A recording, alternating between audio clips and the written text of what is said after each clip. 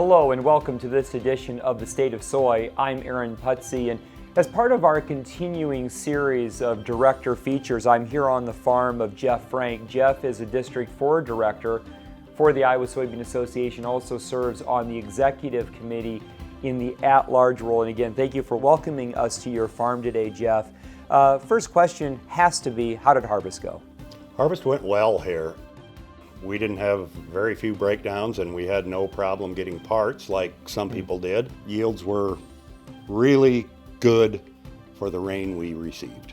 Yeah, and we're hearing that across the state. And I understand you were about 9 inches below what you normally receive, and yet what do you attribute the good yields to? Well, I think it's the timing of the rain and our genetics. I mean, corn and soybeans both have improved in genetics across the board. And maybe that fits into some of the conversations we've been having, Jeff, about, what is trending well in the soybean industry, or what are some areas of concern? Certainly we've seen improvements in the genetics, just the resiliency of the crop. But from a director and a farmer perspective, what's a concern for you, but what also gives you some optimism as you look forward in the industry?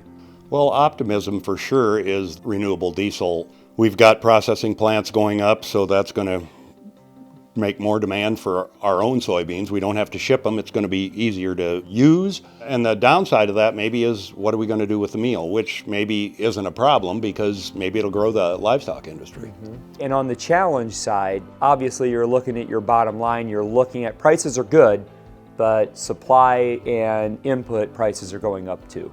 Yeah, that's a road we've ridden before, so it's not a road untraveled, let's put it that way. Right. So we weather that storm well, and you just learn to deal with it. So you're a director, and you obviously have cared enough about this industry to get involved in this kind of leadership role with the Iowa Soybean Association. Why do you care so much? What propelled you to step up and run for a district office within the Iowa Soybean Association? Well, for one thing, Carrie Kelly asked me.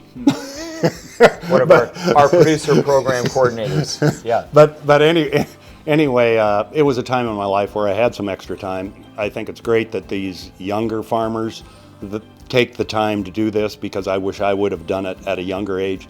There's a lot to be involved with here. Good program. If you want to be involved in a good organization, Iowa Soybean Association is one that I would pick. What stands out in terms of the programming? We have the Iowa Food and Family Project, we have the Research Center for Farming Innovation, we have district advisory councils. If you had to maybe recommend one way for a soybean farmer to get involved, really at the ground floor, to begin their journey through ISA, where would that be? The Research Center for Farming Innovation, because you can actually do trials. It won't cost you anything other than maybe some time and a little bit of effort, and you can do it on your own farm.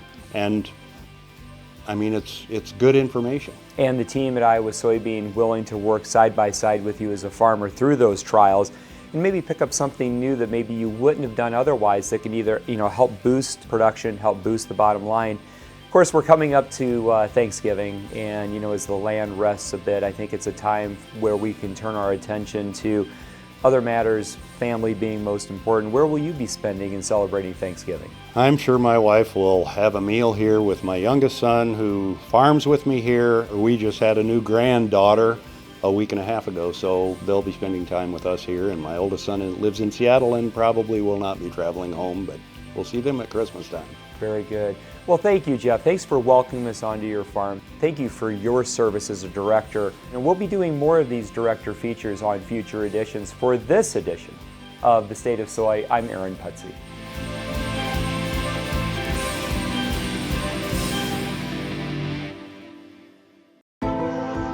Progress is a human invention.